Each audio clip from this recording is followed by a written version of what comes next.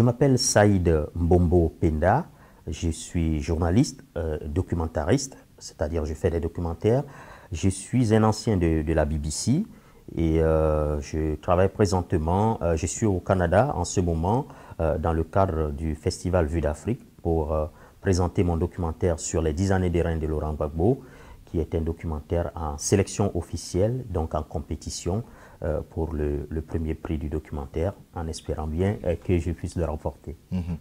On va préciser donc le titre de ce documentaire, c'est Laurent Gbagbo, despote ou anti-néocolonialiste. La question que je poserai, c'est est-ce que vous vivez en Côte d'Ivoire?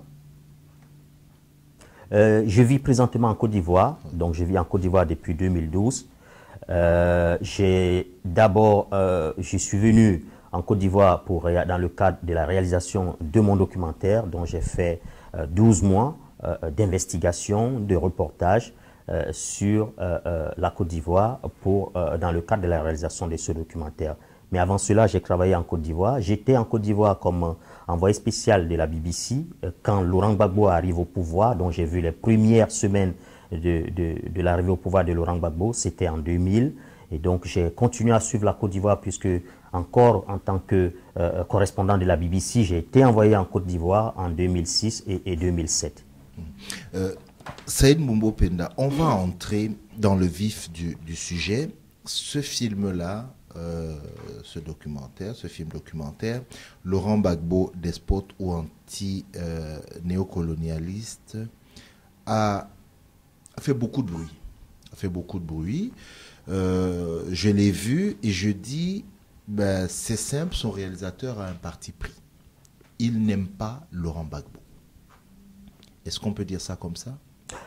Je ne sais pas si on peut dire que le réalisateur n'aime pas Laurent Gbagbo.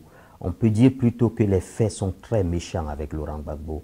Parce que j'attends toujours, moi, jusqu'à aujourd'hui, que quelqu'un qui a vu le film puisse me dire tel événement que vous présentez dans votre film est faux.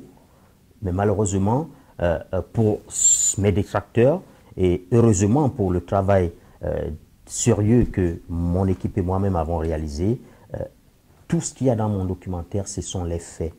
Donc, ce n'est pas le réalisateur qui n'aime pas Laurent Gbagbo, ce sont les faits qui sont en réalité très méchants avec Laurent Gbagbo. Parce que les faits que présentent ces documentaires, c'est des faits irréfutables. Et c'est ça la force du documentaire. C'est qu'on n'invente pas. Tout ce qu'on voit est réel. Aucune image n'a été inventée. Et jusqu'à présent, aucun pro-Gbagbo qui a vu le film, et je sais que ces officines de communication les plus outillées ont passé le film au crible. Il n'y a aucun fait dans mon documentaire qui soit faux. Aucun fait n'est irréfutable, mais dans la manière dont on agence les faits, on peut se dire que vous n'étiez pas objectif, par exemple. Je ne dis pas que ça c'est le cas, mais je dis normalement, on peut aussi, parce qu'on peut se baser sur les faits, mais ils peuvent, dans la manière d'être agencés, ne pas donner une orientation bien précise. Je répondrais, moi, à ce genre de raisonnement si on me disait avec précision que telle chose qui a été faite à charge ou à dessein pour nuire à quelqu'un qui serait peut-être quelqu'un de bon. Mais tant qu'on ne me le présente pas, j'ai du mal, moi, à répondre à ce genre de raisonnement. Je ne sais pas si vous avez, parce que je sais, vous faites votre travail de journaliste, ce n'est pas vous qui dites, qui apportez des récriminations, ça je le sais, je suis journaliste. Vous faites un peu l'avocat du diable, vous remontez ce que des gens disent, ce que des gens pensent. Mais est-ce que les gens avec lesquels vous avez discuté vous ont donné quelques points précis qui pourraient me permettre de répondre de façon plus précise? Tout à fait, je comprends ce que vous dites. Les points précis sont, votre film, bon, précisons pour ceux qui nous regardent, il est en deux parties.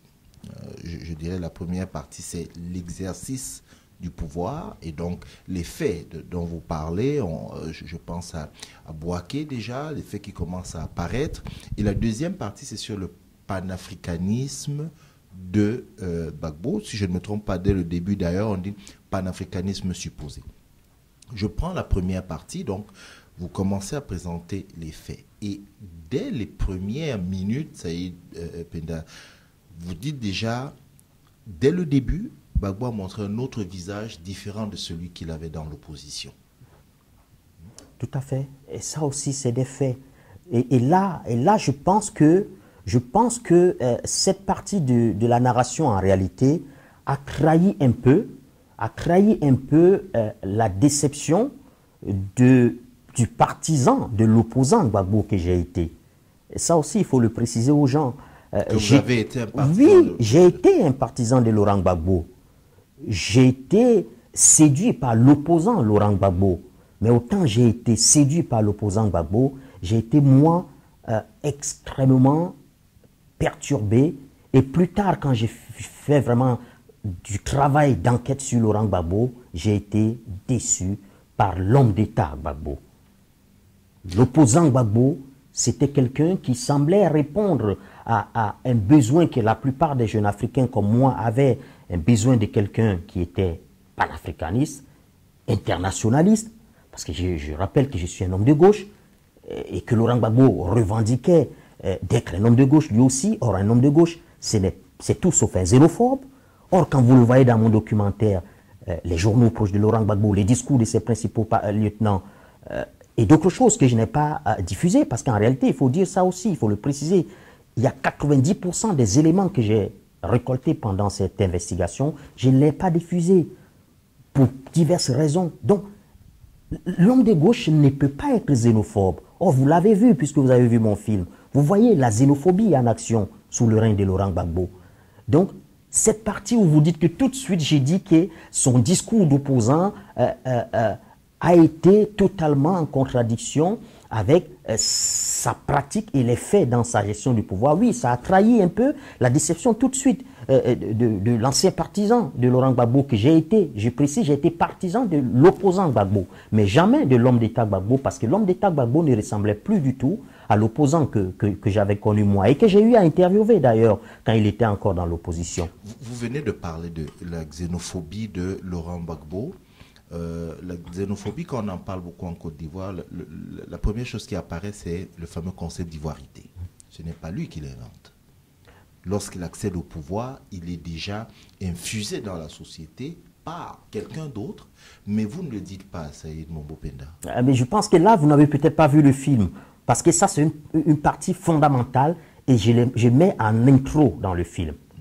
Dans l'intro du film, dans l'introduction du film, je rappelle que Laurent Gbagbo, l'ivoirité est antérieure à Laurent Gbagbo. Okay, c'est peut-être un aspect qui m'a... En introduction, je rappelle que l'ivoirité est antérieure à Laurent Gbagbo. Mais en réalité, parce que ça aussi, les gens parlent de la Côte d'Ivoire de façon galvaudée. Les gens ne prennent pas le temps de réfléchir quand ils parlent de la Côte d'Ivoire.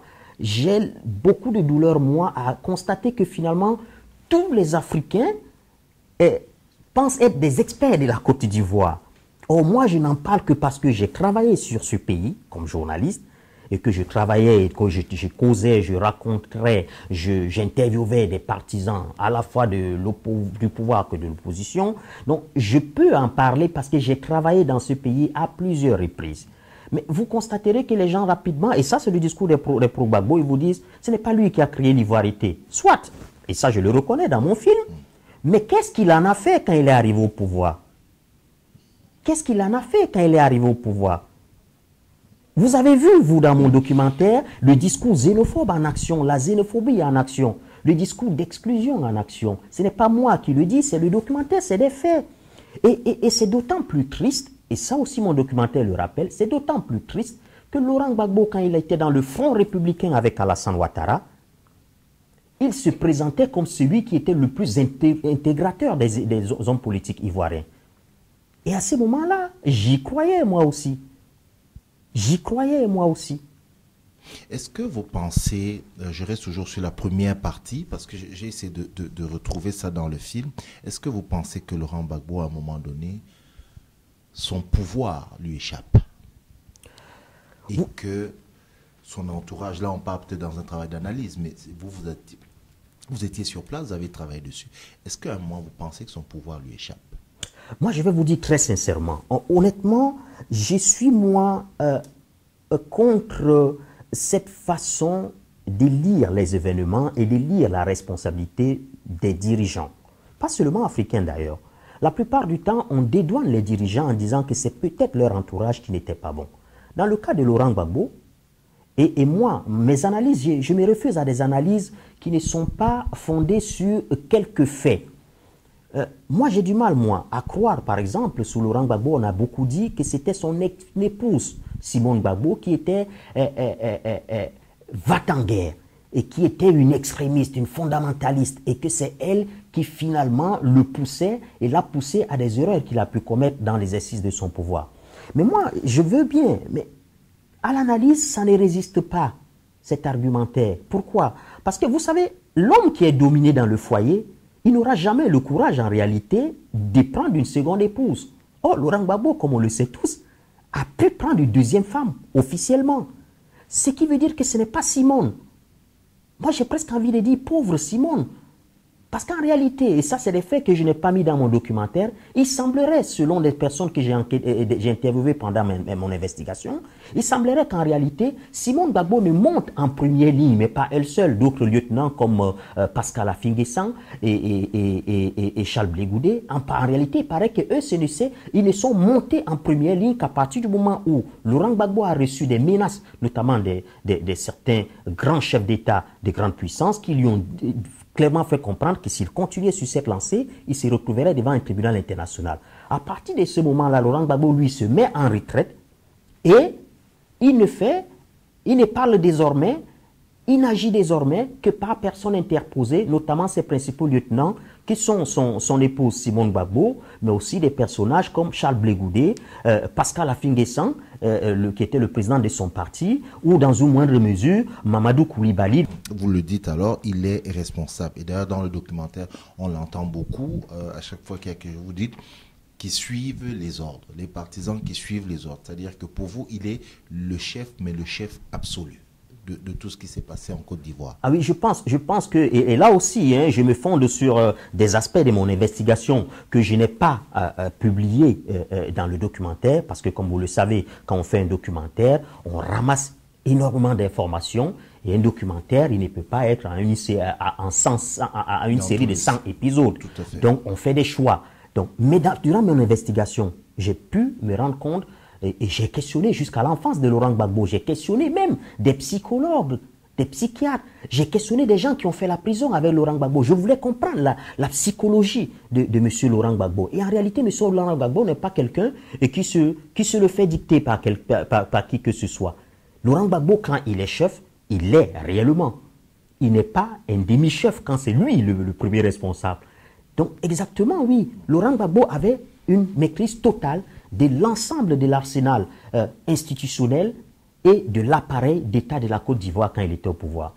Je disais au début que votre film est un film à charge contre Laurent Gbagbo. Je le disais à Essien, pourquoi Saïd Penda? Parce que vous et moi, nous dialoguons. Donc, c'est en fonction de ce que je dis ou en fonction de ce que vous dites que moi je réagis. Dans votre documentaire, vous êtes sur Laurent Gbagbo, c'est sûr, le film est sur lui, mais à aucun moment vous ne parlez de ses interlocuteurs.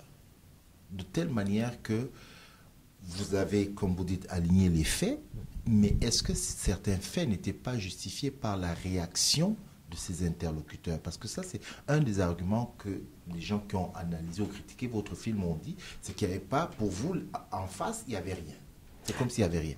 Oui, en fait, en réalité, d'abord, et je suis content de savoir que parmi l'équipe qui est en train de m'interviewer, il y a parmi vous des cinéastes. Je suis très heureux, très à l'aise. Parce que comme vous savez, quand on fait un documentaire pour portraitiser quelqu'un, on centre le documentaire sur la personne qu'on est en train de portraitiser. Mais maintenant, pour vous répondre en toute honnêteté, d'abord, ce sont les faits, une fois de plus, qui sont à charge contre Laurent Gbagbo. Parce que comme vous le reconnaissez vous-même, et je suis heureux de vous constater qu'effectivement, vous avez vu mon film, les faits que vous voyez dans le documentaire, vous êtes d'accord avec moi, il n'y a rien qui a été tronqué. Tout est réel. Et ces faits-là, vous êtes d'accord avec moi, sont très méchants avec Laurent Gbagbo. Ils sont à charge contre Laurent Gbagbo. Mais ça, je ne les ai pas inventés. Maintenant, vous me dites, peut-être ces faits ont été justifiés par ceux qu'il avait en face de lui. Est-ce que ça sous-tend que vous voulez dire, si vous avez montré ce que Laurent Gbagbo a fait, il fallait montrer ce que Alassane Ouattara a fait, parce que ces discours-là aussi, je le connais. Mais ces discours, je réponds en disant, franchement, je pense qu'il faut éviter d'enfermer les journalistes et tous ceux qui sont des analystes dans une espèce d'équilibre imbécile. Ok? Cet équilibre imbécile, selon moi, c'est quoi? C'est que si on me demande, moi, journaliste d'investigation, que si je veux faire un film sur les brutalités de l'occupant israélien, je dois aussi montrer et mettre sur le même pied d'égalité les actes de défense légitime du peuple palestinien. Je trouve cela totalement imbécile. Je trouve cela imbécile. Parce qu'en Côte d'Ivoire, dans la situation ivoirienne, il y avait un agressé. Il y avait des agressés et il y avait un agresseur, des agresseurs. L'agressé et les agressés, c'est qui? L'agressé, c'est Alassane Ouattara, ancien Premier ministre de la Côte d'Ivoire, à qui brusquement on a voulu déchoir de sa nationalité. Et les agressés, c'est qui? C'est l'ensemble de la population du nord de la Côte d'Ivoire qu'on a voulu transformer en apatrides dans leur propre pays. Quand dans une situation pareille, des gens prennent des armes pour défendre les citoyennetés, vous pensez qu'un journaliste sérieux, dont je me réclame, va s'élever pour faire un film pour dire « Oui, on les a massacrés parce qu'ils ont pris des armes ». Je trouve cela totalement imbécile et je ne m'inscris pas dans une certaine imbécilité. Au vu de ce que vous venez de dire, de ce que vous venez de dire, qu'est-ce qui explique à vos yeux que malgré cette présentation que d'aucuns vont trouver sûrement fausse. C'est des faits, c'est des faits. Non, je vais dire, non, ça c'est de vous à moi. Non, mais c'est des faits, voilà. C'est connu. Qu'est-ce qui explique que malgré cela, Laurent Gbagbo ait bénéficié et continue de bénéficier d'autant de sympathie dans le reste de l'Afrique? Je ne parle pas seulement de son propre pays, mais dans le reste de l'Afrique. Selon vous, qu'est-ce qui justifie cela? En réalité, il faut d'abord déjà bien circonscrire l'espace et la sphère d'influence et de popularité de Laurent Gbagbo. Vous allez constater, vous allez remarquer que dans les pays d'Afrique de l'Ouest, tout autour de la Côte d'Ivoire, Laurent Gbagbo ne jouit d'aucune sympathie. Vous savez pourquoi? Parce que ces pays, eux, ils connaissent la réalité de ce qui s'est passé en Côte d'Ivoire pendant les 10 années de Laurent Gbagbo. Dans ces pays, les gens voyaient les cercueils de leurs ressortissants rentrer, des gens massacrés par les brigades sous les ordres de Laurent Gbagbo. Vous allez constater qu'aucun pays autour de la Côte d'Ivoire ne soutient Laurent Gbagbo et n'a de la sympathie pour Laurent Gbagbo. Aucun pays dans l'espace de l'Afrique de l'Ouest non plus. Vous allez constater. Et ça, je pense que ça aurait dû être un point qui attirerait l'attention des gens qui sont intelligents de se dire, attention, mais pourquoi autour de lui, les gens ne le soutiennent pas alors qu'ils connaissent mieux la situation que nous qui sommes loin? Laurent Gbagbo, il est influent et il est populaire où? Chez moi, au Cameroun d'abord. Le Cameroun est une sorte de place forte du pro-gbagboïsme, mondialement d'ailleurs. Même à Paris, quand on organise des manifestations pro-Gbagbo, il y a plus de Camerounais dans les manifestations que d'Ivoiriens. Pourquoi? Je vais vous l'expliquer. Et une partie de la réponse est déjà dans mon documentaire par la voix de cet universitaire camerounais. Le Cameroun, vous parlez ici du professeur Franklin Nyamsi. Le Cameroun, comme beaucoup d'autres pays en Afrique centrale, quand même pour des choses. On va le rappeler si vous voulez. Terminons d'abord dessus. On peut venir dessus. Le Cameroun, comme dans beaucoup de pays d'Afrique centrale, le Cameroun principalement a un vieux contentieux colonial avec la France qu'il veut absolument régler. Au Cameroun, c'est le seul pays où pour la lutte contre le colonialisme, il y a eu une guerre de décolonisation. L'armée française coloniale a incendié des villages au Cameroun. Moi qui vous parle, j'ai été élevé par un monsieur qui est souvent allé en prison sous la colonisation, qui a été membre fondateur du premier syndicat des travailleurs camerounais sous la colonisation. Ça, il fallait le faire. Ils ont fait la prison pour cela. Monsieur Mbombo Ismaïla, il a fait la prison pour cela. Donc, nous, au Cameroun, les crimes de la France coloniale n'ont jamais été reconnus. Au contraire, la France officielle d'aujourd'hui nargue les Camerounais et les autres peuples qu'ils ont brutalisés pendant la colonisation. Donc, ces anciennes colonies françaises cherchent absolument le moindre prétexte pour régler leur contentieux avec la France. Et voilà sur quoi surfe Laurent Gbagbo, l'historien qui connaît parfaitement l'histoire. Voilà sur quoi il surfe. pour se rendre populaire. Mais deuxième élément avec lequel Laurent Gbagbo joue, et là c'est très dangereux, Laurent Gbagbo joue avec la religion, les églises évangélistes. Moi j'ai mené mon enquête jusqu'au Cameroun. Les gens ont été invités par des pasteurs à prier pour le frère Gbagbo. Des pasteurs évangélistes camerounais défilaient à la présidence ivoirienne sous Laurent Gbagbo et sont partis avec des mallettes d'argent. Moi, j'ai des éléments, moi. J'ai des éléments, des preuves contre plusieurs d'entre eux que je peux publier et que je publierai peut-être un jour dans un autre documentaire. Voilà sur quoi Laurent Gbagbo a joué. Il a joué sur les cordes sensibles. Il s'est fait présenter, il s'est fait passer, il s'est projeté comme l'anticolonialiste, comme le genre de leader que la plupart d'entre nous aimeraient voir dans leur propre pays. Seulement, ce n'était pas vrai, ce monsieur, c'était un illusionniste, c'était un prestidigitateur. Tout ce qu'on voyait de Laurent Gbagbo était faux. Mon film montre justement que contrairement à son discours, les faits et les actes qu'il a posés ne correspondaient en rien à ce qu'il affirmait qu'il était. Vous pourriez-vous me dire, par exemple, pour quelle raison est-ce que M. Laurent Gbagbo, qui se présentait comme un anti-français, offrait le port d'Abidjan de gré à gré à Bolloré au moment où Bolloré était chassé du port de Dakar par Maître Abdoulaye Wade? Vous pourriez me dire, vous, pour quelle raison est-ce que Laurent Gbagbo n'a pas demandé la fermeture de la base française, de la base militaire française à Abidjan, alors qu'il est resté 10 ans au pouvoir?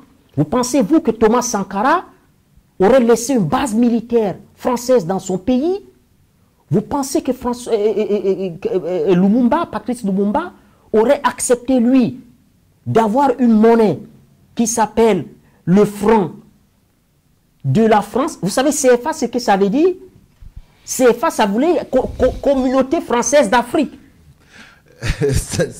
Laurent Gbagbo n'a pas demandé de quitter la zone CFA, mais c'est une injure à ces grands hommes africains, à ces grands résistants africains, qu'on compare Laurent Gbagbo à Thomas Sankara ou encore à Patrice Lumumba. Je ne le fais pas souvent, je vais vous donner le mot de la fin de notre entretien. Écoutez, moi j'ai été très heureux d'avoir échangé sur ce sujet avec vous, parce que c'est peut-être une des rares fois où j'échange sur ce sujet avec des journalistes non ivoiriens qui ont vu mon film. Et je pense que ça a beaucoup facilité l'échange qu'il y a eu entre nous, parce que vous l'avez vu. Et moi, mon film, en réalité, ce que je vais dire, mon film, ce n'est pas pour Laurent Gbagbo. Laurent Gbagbo, lui, vous savez, son sort, il est presque connu, il est presque scellé. On a vu pour des crimes beaucoup moindres que Charles Taylor a pris 50 ans